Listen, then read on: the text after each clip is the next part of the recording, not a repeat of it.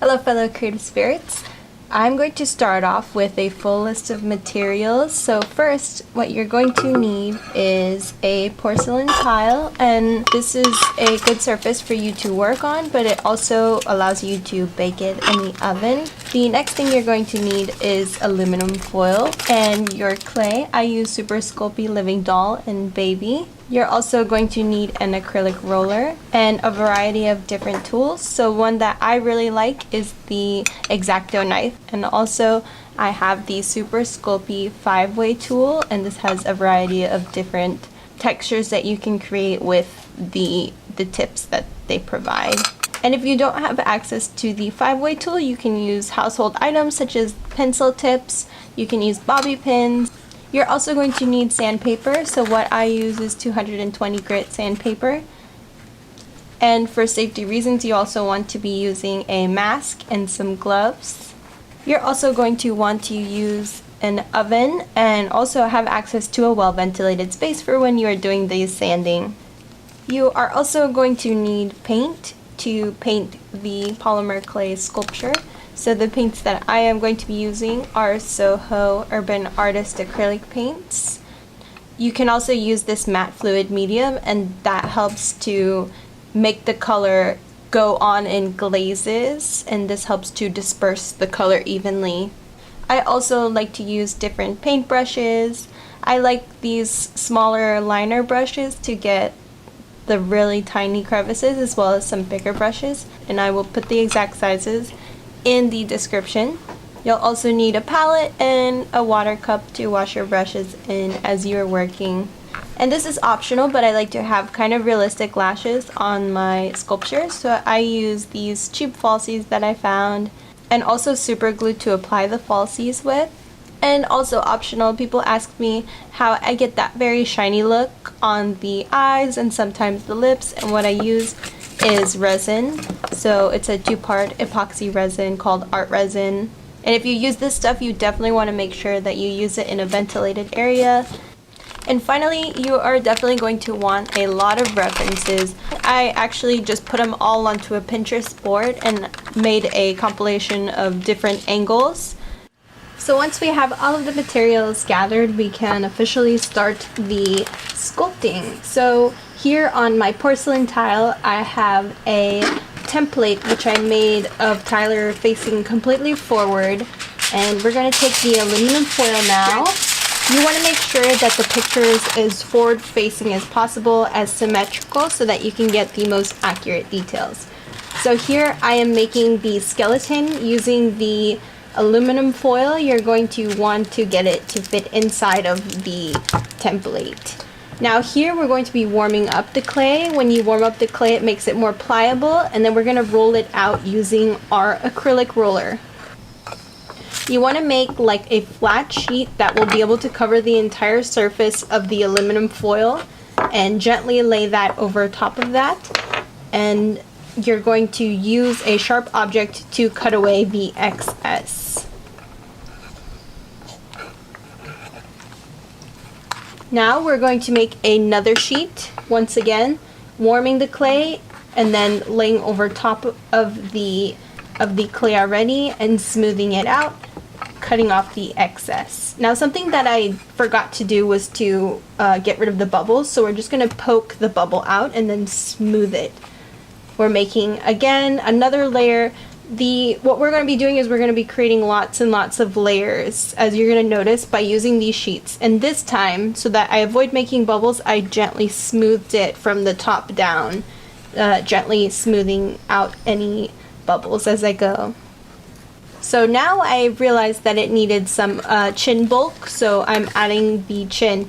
Now something that you're going to keep in mind when you are making this sculpt, you are going to be looking at your references non-stop. So I actually have a whole Pinterest board full of all different types of angles of Tyler's face, so that I can look at it from different angles.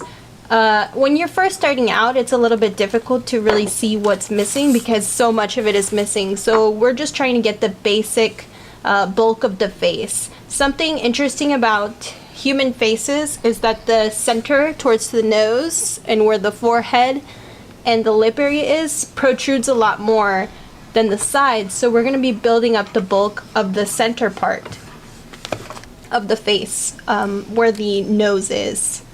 And as a little tip, what I did to make the center of the face protrude out more without having to use more clay is I just got a piece of aluminum foil that I shaped into a little oval disc and then put it under so that the center part would protrude even more.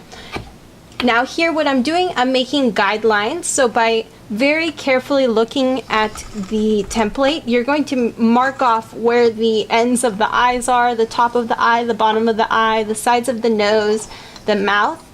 Something that really helped me get better at this was to do a lot of live drawing where I kind of have to get things proportional and symmetrical. Then we're going to poke the eye sockets, so where the eyeball will actually go, I am just making a circle to be able to place the eyeball inside of, using the guidelines as a reference for how big to make the hole. And then you roll up a little ball and you put it in there, and you're just going to want to make sure that it's not too big or too small. And it might be a little hard to guess exactly at first, but it's okay because we can move it around a little. Just try to get it as fitted to the eye socket as possible.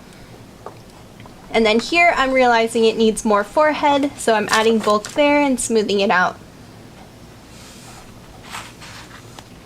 Again, there is a lot of information that is still missing for you to be able to do 100% accurate quite yet, but you are using your guidelines to kind of guide you, as well as your reference pictures.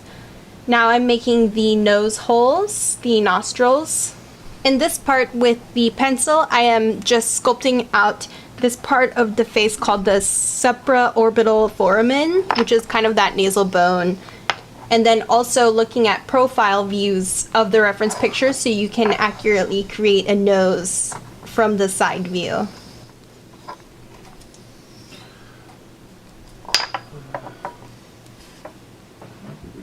Now you're going to be making the lip, so you're going to get a slice of clay and you're going to try to fit that where the lip area is, and just cutting away some of the parts that you won't need, and also making the lip line accurate to where the lip line is in the reference pictures. You want to make sure that the lips are where they need to be and they're evenly spaced from the nose. And then using tools to kind of smooth it around and start to take the shape of the lip using those tools to kind of like work upwards to create that lip.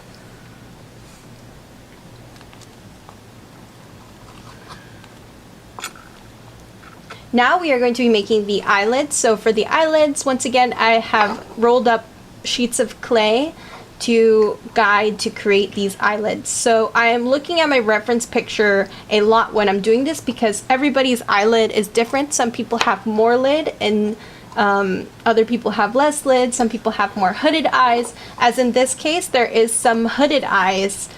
So I'm making the eye lid itself very thin, and then taking off the excess and then creating the hood with another sheet of clay and then smoothing that inwards. So here I am putting in more bulk of cheek because I realized that it was missing cheek, and then we are repeating to the other side with the eyelid. You want to pay close attention to the angles of the eyelid, where the inner corners are located, where the outer corners are located, and everyone has a distinct shape to their eyelids. Some people have more almond-shaped eyelids. Some people have an angle to their eyelids, so you just want to be mindful of that as you work. I'm adding bulk to the lip because I realized the lips protrude a little bit out more, so here I am just cutting away the excess that I don't need from the lips. Once again, here I am adding more to the brow bone. I realized when I was looking at the profile view that the brow bone protrudes outwards, as well as the cheek. Here I realized that the cheek needed more bulk. So once again, when it comes to doing this, it takes a lot of micro adjustments, and sometimes you might have to work on top of something that you already did. But that's okay. That's what makes it kind of therapeutic and fun. Here I'm just taking the shape of the nose and looking at exactly where those nostrils are, as well as any other angular lines from the nose. As well as the eye, there is the lower eyelid that also has a part that protrudes inwards, which would be like where the socket is. I'm adding some more bulk to the lips and giving them shape once again, and then using a tool to kind of open up those lips and create teeth.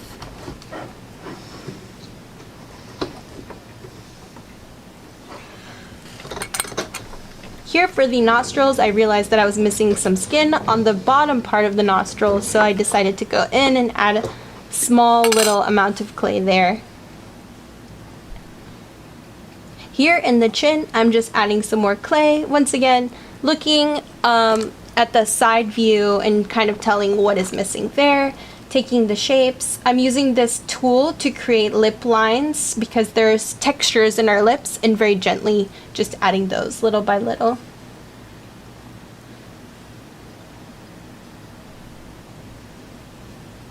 And when I am nearing the finish line, I realized that the right side of the face was missing some, it looked a little bit lopsided. One side had more clay, so I added that, as well as the forehead was not protruding out as much as it should have, so I adjusted that and began to smooth that out.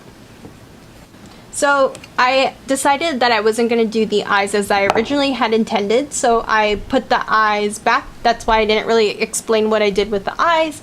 I will give you a tutorial on how I did that other one, but for this one in particular, I wanted to just do the plain eye. And then you take rubbing alcohol and you clean the surface from fingerprints using rubbing alcohol. This helps to get rid of lint because it slightly melts polymer clay. It gets rid of fingerprints. And then towards the end, I keep looking and seeing, okay, the forehead needs some more bulk, so I'm adding additional clay. As you can tell, it takes a lot of layers. Then you take it to the oven to bake. This clay in particular is, you bake it at 275 degrees for 15 minutes per 1/4 inch. Since this was at its deepest point 1.5 inches thick, then I put it in the oven for 1.5 hours. And you can use your Exacto knife to cut away any additional clay that might have baked where you didn't want it to. Now you take it outside and we're ready to sand it. So what I'm using is 220 grit paper, a mask, and some gloves. So you are going to put on your mask and gloves, and you're just going to sand it in circular motions. Once you start sanding it, you'll see how it is somewhat uneven. No matter how hard you try, it's really hard to not get it uneven. So the sandpaper really evens things out and makes it look very silky smooth. And you want to work into the small crevices as well, being gentle so that you don't break anything. Although I'd say this polymer clay is pretty durable, you just don't want anything to break.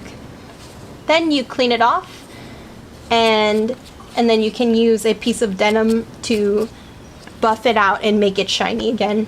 The next step is to do the painting. So for the painting, I'm using Soho Urban Acrylics. The colors that I'm using for this beautiful darker skin tone is Raw Umber, Burnt Umber, Raw Sienna, Azo Vermilion, White, and Cobalt Blue.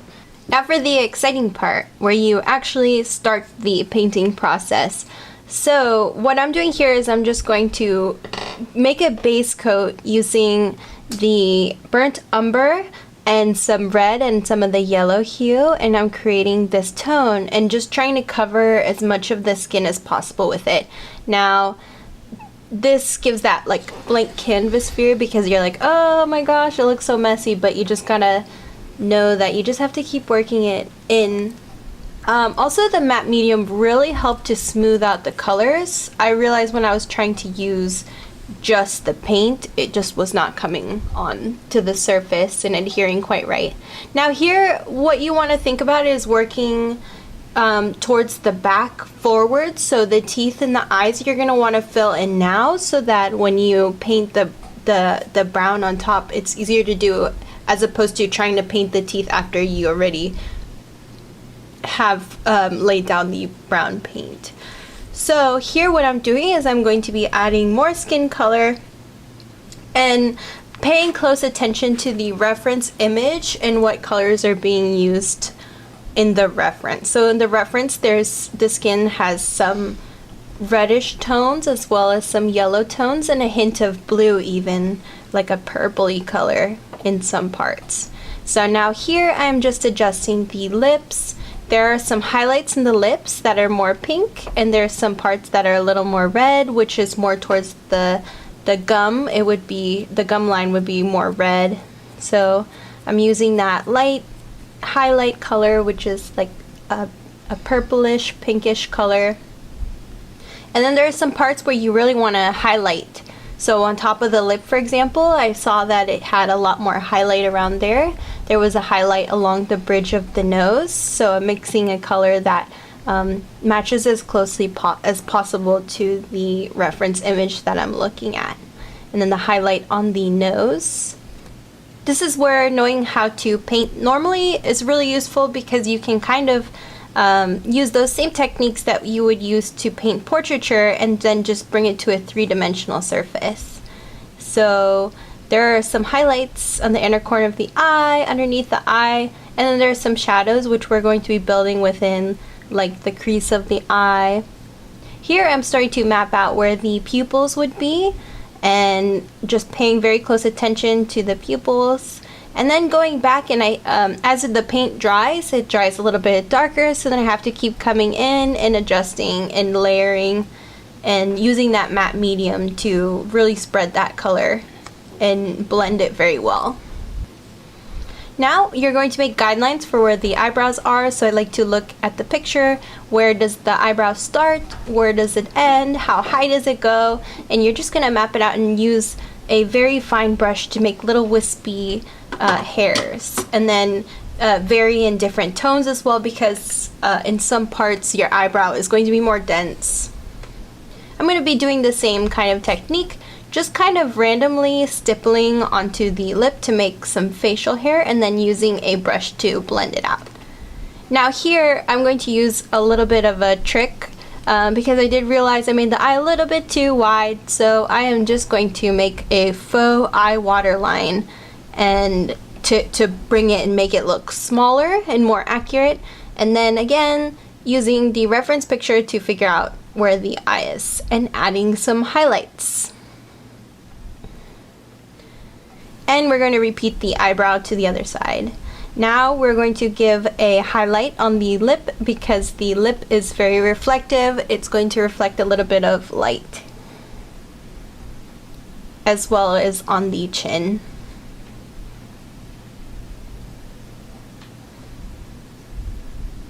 We are just continuing to build up the layers. The more layers that you use, the more true to life that it will look.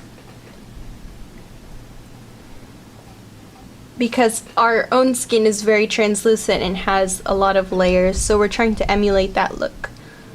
Using a bigger brush, we want to work in the highlights in the forehead area, and we're just very lightly just brushing it outwards. Here I made the eyebrows come in a little bit too close, so I'm just using that highlight color there to kind of blend it outwards. Here I am taking the darker color and I am intensifying some of the reds there, so adding a glaze of red.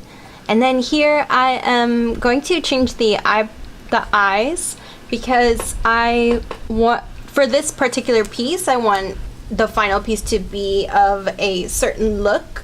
So it's going to be kind of like cyberpunk future-esque. So what I'm planning on doing now is I'm going to just add those signature touches. If you follow me on Instagram, you know a lot of my pieces lately have had kind of like these like hollowed out almost eyes, or like a very like dreamy eye. So I'm just adding those touches. Now we're taking those falsies and we're going to cut them down to size. So we are just trimming those and then applying with a super glue. And then we are going to mix the resin. It's a 2-part epoxy, so you really want to mix that very well so that it hardens, and you're going to apply it to the eyeball. And then you're going to cover it with a box of some sort so that no dust will get on it while the resin is drying, and it'll be dry completely in 24 hours. So that is my tutorial on how I made this face. Stay tuned for the entire finished piece. Thank you guys so much for your input on my last video. Let me know if you guys have any additional questions in the comments. I'm going to put as much information from the video as possible in the description. And if you guys like this, be sure to follow me on Instagram at shoemakerart. Thank you guys so much for watching, and I will see you guys next time. Bye!